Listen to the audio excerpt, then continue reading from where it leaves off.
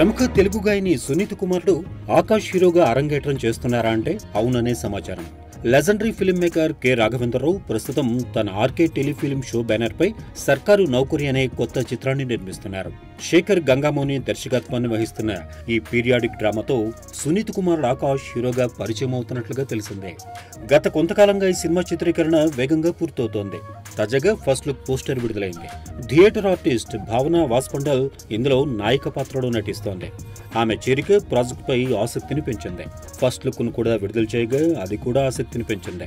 First look background లో చెట్టుపై first aid box వేలాడుతూ కనిపించగా సైకిల్ పై ఉన్న హీరో లుక్ ను ప్రదర్శించారు. పెట్టెపై పెద్ద రోగం చిన్న ఉపాయం అని రాసింది. ఆకాష్ తన సహజమైన లుక్స్ తో ఆకట్టుకుంటున్నాడు.